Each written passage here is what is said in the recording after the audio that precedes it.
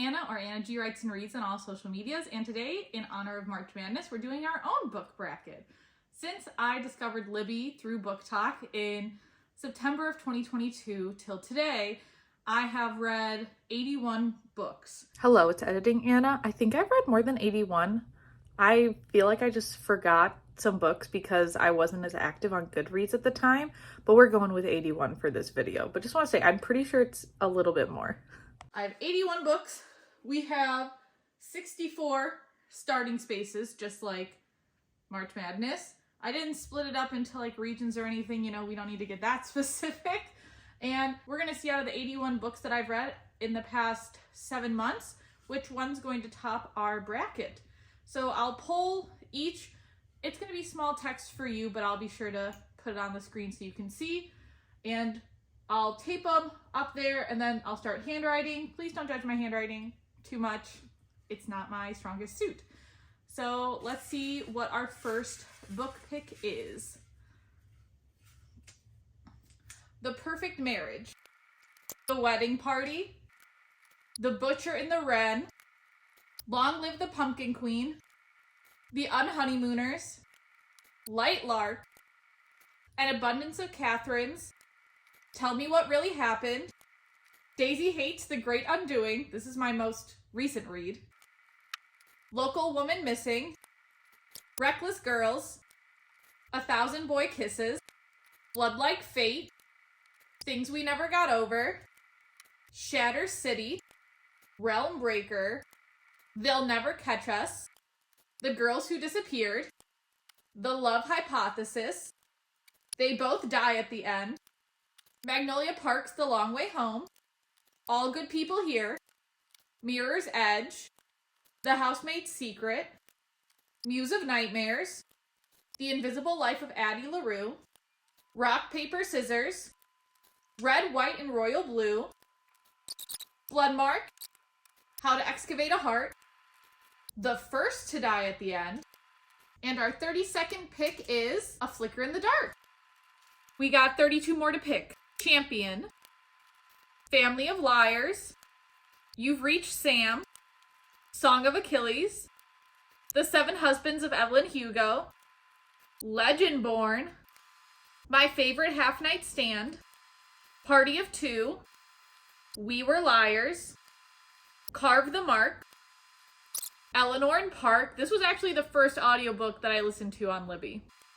It Ends With Us, The Wedding Date, The Proposal, Firekeeper's Daughter, The Housemaid, If the Shoe Fits, The Last Storm, Five Survive, The Ex-Hex, Daisy Hates, Covet, A Touch of Rune, Crush, Blood Like Magic, Archer's Voice, It Starts With Us, Magnolia Parks, The Inheritance Games, A Touch of Darkness, Charm, and our final 64th pick is Rebel. As you can see, there are still some in here, so let's see what didn't make the cut. Love, Stargirl, Love in Other Words, I Kissed Shara Wheeler, Blade Breaker, Strange the Dreamer, Legend, Stargirl, Good Neighbors, The Maidens, 100 Other Girls, Circe, Imposters, Crave, Royal Holiday, Court, Prodigy, and By the Book. So I think we got an interesting lineup. There are definitely some of my favorites on here and some of my least favorites. So let's start knocking them down. Starting with The Perfect Marriage and The Wedding Party. The winner for me is The Wedding Party. The Perfect Marriage as like a thriller was okay for me. The Wedding Party is the third book in this The Wedding Date series by Jasmine Guillory, and I really liked The Wedding Party. I was already invested in the characters. Between The Butcher and the Wren and Long Live the Pumpkin Queen, we're going The Butcher and the Wren. It was such a good thriller. I still think about it to this day. Between The Unhoneymooners and Light Lark, The Unhoneymooners is one of those books that I saw on TikTok that I really just fell in love with. So it's funny that it goes up against Light Lark, which had so much controversy. But I have to go with The Unhoneymooners. Next, we have An Abundance of Catherines and Tell Me What Really Happened. Tell Me What Really Happened, I think is coming out in April, and it's such a unique book. in the way that the story is told from first-person police interviews about a girl that goes missing. And honestly, The Abundance of Catherines is a 1-star read for me. Between Daisy Hates the Great Undoing and Local Woman Missing, Daisy Hates and the Great Undoing just wins out. I did not like Local Woman Missing. I thought the twist just was pulled out of thin air. The Great Undoing for Daisy Hates, I really loved this book. Between Reckless Girls and 1,000 Boy Kisses, honestly, those were both kind of books that were just meh for me. But I think 1,000 Boy Kisses win this one because I cried during it. We have Blood Like Fate and The Things We Never Got Over. This is an easy one for me. I loved Blood Like Fate. It was incredible. Such a great way to wrap up a duology. I was so invested in the story. I am a huge Lizelle Samberry fan because of her duology. I can't wait to pick up her next book, Delicious Monsters. Next, we have Shatter City against Realmbreaker. Shatter City is the easier choice here. This is the second book in the Imposter series. We're already past the world building, which brought Realmbreaker down for me. And Shatter City just has so much action. I love Scott Westerfeld's writing. Then we have They'll Never Catch Us versus The Girls Who Disappeared. I'm going to give this to They'll Never Catch Us. It was more of a high school thriller story. The Girls Who Disappeared, a little more of an adult thriller story. And I felt like the twist in They'll Never Catch Us were a bit better than the twist in The Girls Who Disappeared. But still both very good books. Would recommend both of those. Then we have The Love Hypothesis and They Both Die at the End. Now, if The Love Hypothesis was against The First to Die at the End, The First to Die at the End would have probably won. But I didn't like They Both Die at the End as much as its sequel. Then we have Magnolia Park's The Long Way Home and All Good People Here. This is an interesting pairing because both of the endings of these books left off on cliffhangers. However, Magnolia Park's The Long Way Home at least has other books coming out to answer my cliffhanger questions. All Good People Here does not, so Magnolia Park's The Long Way Home wins out. Then we have Mirror's Edge and The Housemaid's Secret. Not a hard choice, The Housemaid's Secret. I read extremely fast. I really like Frida McFadden's writing. Mirror's Edge is the third book in the Imposter series by Scott Westerfeld. It was okay. I'm looking forward to the fourth one more. Muse of Nightmares and The Invisible Life of Addie LaRue. I feel like this one is not going to make people happy. I really did not like The Invisible Life of Addie LaRue, so The Muse of Nightmares wins out for me easily, even though this is not one of my favorite books on the list. I liked Muse of Nightmares better than Strange the Dreamer, that's for sure. I thought it was more compelling of a sequel, but it definitely beats out The Invisible Life of Addie LaRue. I can maybe understand why so many people like it. It just is not the book for me. All right, we have Rock, Paper, Scissors versus Red, White, and Royal Blue. Red, White, and Royal Blue is going to win this one out. I think this is a cute story. Rock, Paper, Scissors was a good psychological thriller, but putting up the two, I'd probably want to read Red, White, and Royal Blue again. Next, we have Bloodmark versus How to Excavate a Heart. How to Excavate a Heart was the one book during the HarperCollins strike that I was viscerally mad that I could not talk about because I love this book so much. I think the representation is great. The characters are great. I love this book. Bloodmark, for me, I loved the parts between Voya's escape and Volition, but the other parts just weren't my favorites. I am excited for the third book in the Legendborn cycle. And then last for this side, we have The First to Die at the End and A Flicker in the Dark. A Flicker in the Dark was such a compelling thriller. It beats out The First to Die at the End. Even though I did like that book quite a bit, I would reread A Thriller in the Dark and The Heartbeat, knowing how it ends, looking for the clues, all of that. I feel more excited to read this one again than I do The First to Die at the End. All right, moving on to this side. We have Champion and Family of Liars. I didn't like We Were Liars as much as I liked Family of Liars, and I really liked this compelling story. I'm gonna be honest, Champion, I don't remember too much of it, but I remember a lot more of Family of Liars, so I feel like I have to go with this one. Then we have You Reach Sam and Song of Achilles, which honestly for me, both of those books were just kind of meh, but one of those books does have a more compelling ending than the other. The Song of Achilles I felt like ended better, at least had more action. Then we have The Seven Husbands of Evelyn Hugo and the winner of this bracket, Legendborn. Then we have my favorite Half Night Stand and Party of Two. Party of Two is part of that Jasmine Guillory universe that The Wedding Party is in. Party of Two is the fifth book in that universe. So I love Jasmine Guillory's writing. I definitely like this more than my favorite Half Night Stand. My favorite Half Night Stand is my least favorite Christina Lauren book to date. Then we have We Were Liars versus Carve the Mark. And even though We Were Liars isn't my favorite book, I definitely feel like it wins out against Carve the Mark, which is Veronica Ross, like, high fantasy series, there was so much going on in that book. And because it's a duology and I haven't listened to the second one yet, maybe that's why the first one isn't as enjoyable, but we're going with We Were Liars for today. Then we have Eleanor and Park, and It Ends With Us. I feel like this one also might make some people mad. I loved Eleanor and Park so much. The ending? Oh, I still think about it. If I had the physical book, I probably would have thrown it against a wall. I really liked Eleanor and Park. I feel like it's better than It Ends With Us for me. Oh my god.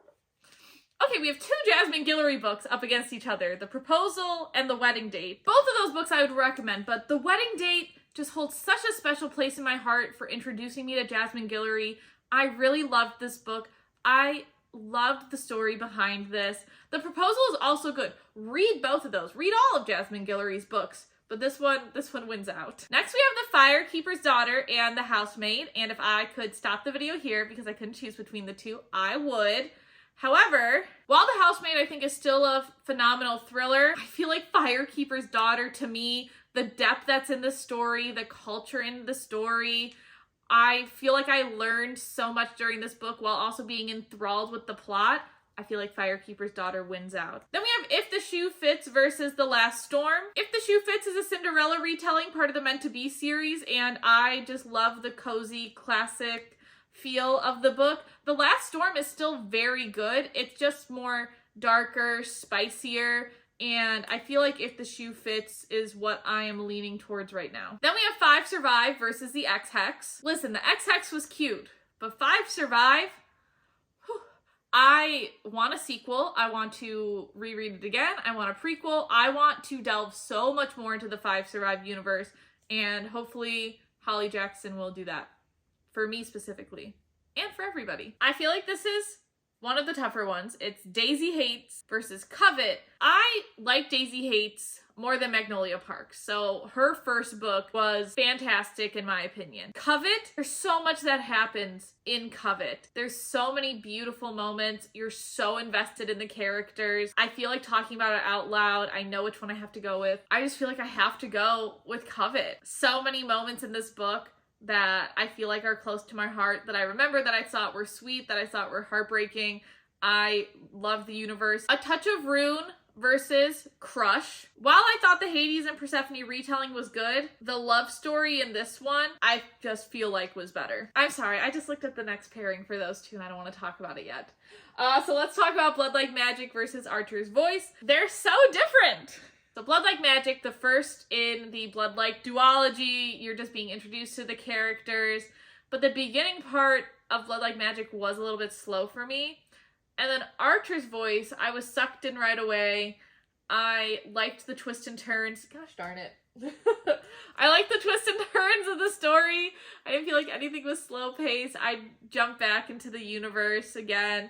I feel like this wins out against Blood Like Magic. This is hard. Okay, this is easy. This next one's easy. It Starts With Us versus Magnolia Parks. Magnolia Parks, definitely over It Starts With Us. Then we have Inheritance Games and A Touch of Darkness, two very, very different books, and they're both the start of their series. I have to go with the Inheritance Games though. Sucked me right in, quick chapters. I really want to finish the series this year. A Touch of Darkness, honestly, that series is on the back burner. I haven't listened to the last one yet. Not saying it's bad, but I think the Inheritance Games is just better for me. Last, we have Charm versus Rebel. Rebel is the fourth book in the Legend series. I literally don't remember anything about it, so I feel like I can only make a fair assessment about Charm. Alrighty, moving from the top 32 to the Sweet 16, our first pairing is The Wedding Party and The Butcher and the Wren. The Butcher and the Wren is such a top tier thriller for me. I loved The Wedding Party, and if that was The Wedding Date, this might be a harder decision, but I didn't like the beginning of The Wedding Party. I definitely got into it after like the first 30 minutes, after the first little tryst, I guess, that happens, because I just thought it was a little odd.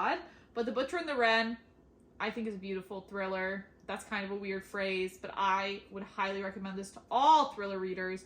So it's our first pick for the Sweet 16. Okay, our next is Unhoneymooners and Tell Me What Really Happened. The Unhoneymooners was literally everything I wanted in a romance, so I feel like that's definitely better than Tell Me What Really Happened. I did like Tell Me What Really Happened, how unique the perspectives were. There were some parts that were a little slow and a little confusing. On Honeymooners, I would read that again today.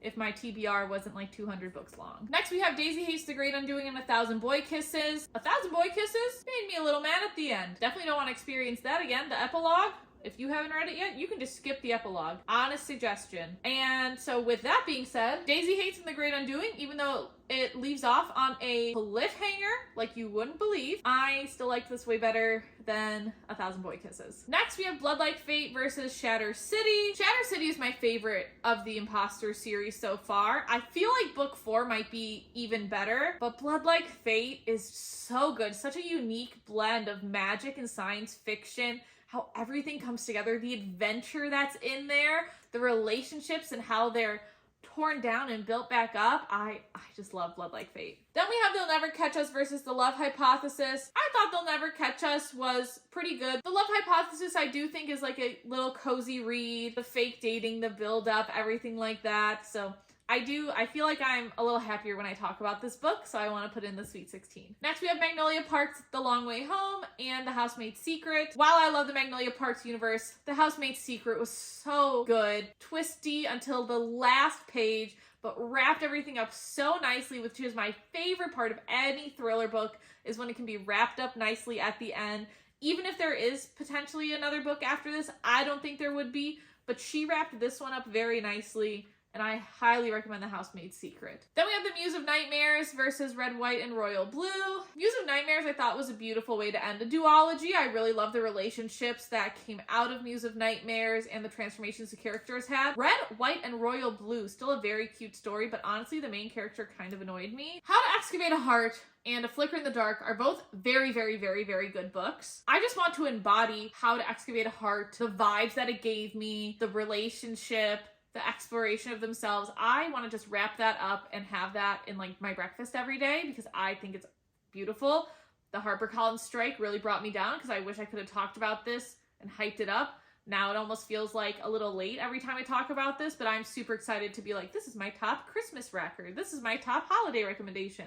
Because right now it's How to Excavate a Heart, and I don't know what other like holiday romance story would top this one for me. First on this side, Family of Liars and Song of Achilles. I feel like this one might make some people upset. I liked Family of Liars better than Song of Achilles. I feel like Song of Achilles was very, very slow until the last 3 hours. I feel like with Madeline's writing, I'm glad I read Circe first, because I think if I read Song of Achilles first, I don't think I would have read Circe.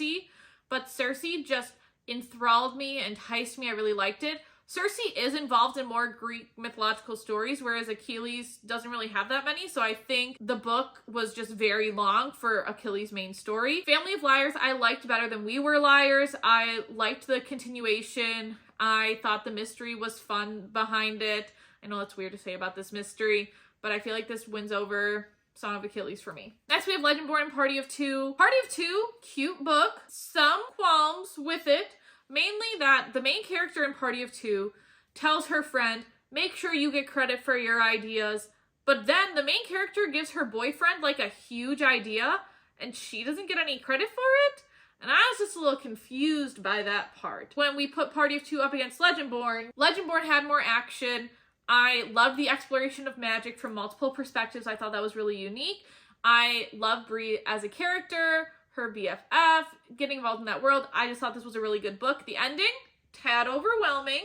Prepare yourself for that, but I feel like this beats out Party of Two. Then we have We Were Liars versus Eleanor and Park. Eleanor and Park all day. Ending does make me really mad, but I really, really like this story more than We Were Liars. We Were Liars, very confusing. For the first part, I was very thrown off in the first few pages and kind of just like held that confusion throughout the majority of the book because I didn't know what was real and what wasn't. That's cleared up in Family of Liars quite a bit. Wedding Date and Firekeeper's Daughters are both 5-star reads for me. I love Jasmine Guillory's writing for The Wedding Date. I loved the love story, thought it was so cute, so funny. Definitely a top romance read. But when you put The Wedding Date up against Firekeeper's Daughter, and me being a former history teacher, I love the history infused in Firekeeper's Daughter. I love the mystery that was in here. You really get to know and connect with the characters, and your heart breaks just along with everybody else's in this book. And I feel like this is the book that I would want to pick up sooner than I would want to pick up The Wedding Date. But honestly, it's like I would read Firekeeper's Daughter and then I would read The Wedding Date again. Read both of those books. If the Shoe Fits versus Five Survive, I just want more Five Survive in my life. I want more from this universe. If the Shoe Fits, very cute read. Cinderella retelling, pop culture references, so it's not for everybody. But Five Survive, you like mysteries? I mean, you should read all of Holly Jackson's books in that case, with The Good Girl's Guide to Murder, As Good as Dead, Killjoy, Good Girl, Bad Blood. Sorry, I said those out of order. And Five Survive, I really hope there's more coming in this universe, even if it's a novella. I would eat it up. Then we have Covet versus Crush. Covet, I feel like, is a really important book in the series for like the love story wise. And I feel like it has such an interesting amount of action, and honestly, you meet some of my favorite characters in this one, so I feel like it has to go to Covet. Next, we have Archer's Voice versus Magnolia Parks. If this was Archer's Voice versus Daisy Hates, it would be much harder, but Magnolia is just not my favorite person in general. I really liked Archer's Voice better overall, especially for the main characters, so this one wins out for me. Inheritance Games versus Charm. Charm being the 5th book in the Crave series. I definitely think the Inheritance Games is better than Charm. I'm very excited for Cherish, but Charm is just not my favorite compared to the Inheritance Games, and I think the Inheritance Games was a really, really great way to kick off that series. Now to move on to picking our Elite 8. The first one is already tripping me up a little bit. We have The Butcher and the Wren versus The Unhoneymooners. I love both of these books. I read them both very fast. I had a lot of emotions during both of them, but The Butcher and the Wren just wins out. The Butcher and the Wren being written by a true crime podcaster, as somebody that loves true crime, I think was such a smart move on her part. The Butcher and the Wren was definitely better than All Good People Here, which All Good People Here is also by a true crime podcaster. But that book, the ending of All Good People Here, did not like. The Butcher and the Wren, I feel like was just tied up just the way I wanted it to be. Daisy Hates the Great Undoing and Blood Like Fate. This is actually kind of easy. Blood Like Fate, such a unique blend, sci-fi and fantasy. Such a great, I can't stop saying great things about it. Then we have The Love Hypothesis versus The Housemaid's Secret. Housemaid's Secret. Like, Love Hypothesis is a very cute book. The Housemaid's Secret gripped me. Still grips me. Definitely deserves a spot in the Elite 8. Muse of Nightmares versus How to Excavate a Heart. How to Excavate a Heart. What a shocker. Okay, next we have Family of Liars versus Legendborn. Brie Matthews going to the Elite 8. Firekeeper's Daughter versus Eleanor and Park. I just have such big feelings for Eleanor and Park, but I definitely would recommend Firekeeper's Daughter over Eleanor and Park, but I would still say you read both of those, in my opinion. Five Survive versus Covet. Gotta give it to Five Survive. Such a good book. Okay, this is interesting. Archer's Voice versus The Inheritance Games. I feel like putting those two up against each other, The Inheritance Games was just a little faster paced for me. I feel like I know that I've rated Archer's Voice 5 out of 5 stars, and in the romance realm, I feel like that's accurate for me, but when you put it up against a YA mystery, it's a little bit harder. I know the first pairing to get into the final 4. I really don't want to look at it. The Butcher and the Wren versus Blood Like Fate. The Butcher and the Wren, my top tier thriller. Blood Like Fate, so unique. With sci-fi, magic, characters. But then The Butcher and the Wren also has such great characters. And the story, and all the little puzzle pieces coming together. And I feel like these are my 2 favorite genres of like that YA, fantasy sci-fi world and thrillers. I literally did this to myself. Why am I making this so hard on me? I feel like I'm making this decision based off of what book to me just had more depth that I could appreciate. And it's gotta be Blood Like Fate. I feel like there's just so much to dig into with this book. Whereas if I read The Butcher and the Wren again, I would probably just like know where the ending was going. And that's, you know, a great way to reread something, pick up on new clues. Blood Like Fate, I feel like could be multiple rereads and I would still miss something. I feel like this next pairing, The Housemaid's Secret and How to Excavate a Heart, I feel like for what I would want to read again and experience again, honestly, How to Excavate a Heart, I just think it's such a beautiful story. I can't get enough of it. So I feel like this definitely deserves a place in the final 4. Okay, these 2 feel easier to me. Between Legendborn and The Firekeeper's Daughter, Legendborn just has that confusion at the end that I still think about and like haven't fully decoded, and I want to go back and reread it for the understanding, but I just don't know if it would be there. Firekeeper's Daughter, I would read it again to pick up on the clues, see the plot twist, see the action, everything like that all over again. and I don't leave with the same confusion that I left Legendborn with. And then between the Inheritance games and 5 Survive, gotta be, I want more. Don't know how many times I can say that. Okay, I don't know if I did the bracket right. Doesn't matter. It's how I drew it. So we have Blood Like Fate up against Firekeeper's Daughter and How to Excavate a Heart versus 5 Survive. We're going to tackle Blood Like Fate versus Firekeeper's Daughter, not because any of this is easy, but because it's the one at the top. And now we're taking our marker to write what the book is going to be. I feel like Blood Like Fate just has such a unique genre, such a unique story, and so does Firekeeper's Daughter. But in terms of which one I can see myself rereading more, it would be going back to Blood Like Fate. How to Excavate a Heart versus 5 Survive. 2 books that I love passionately. And they're so different because one is that YA romance storytelling. The other one is YA thriller. So they're still both in the YA category, I guess, that's similarity, but like thriller to romance, I feel like those are the two, you know, we're on opposite sides of. Okay, so with 5 Survive, I feel like there were more characters, right?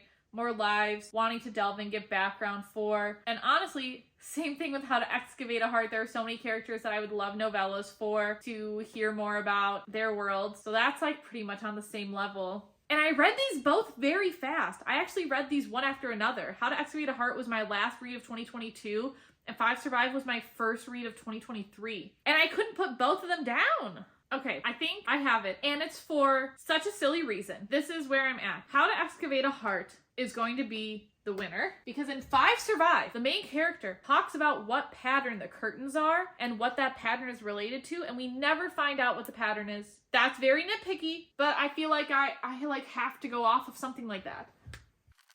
So we have our final 2. I'm trying to I feel like I just defended both of these books so heavily, but in my heart, what's coming out on top is Blood Like Fate. Especially listening to how I was defending both of the books, I feel like Blood Like Fate is just, she's that girl for me. All right, here she is. Blood Like Fate, my book bracket winner. Look at how cute that is. Yeah, I can't say enough. And the cover is beautiful, obviously. I can't wait to pick up Lizelle Stanberry's other book because I really like her as an author. And let me know how you feel about this bracket, how yours might have looked differently than mine if you've read a lot of the books. And hopefully I'll do this again next year.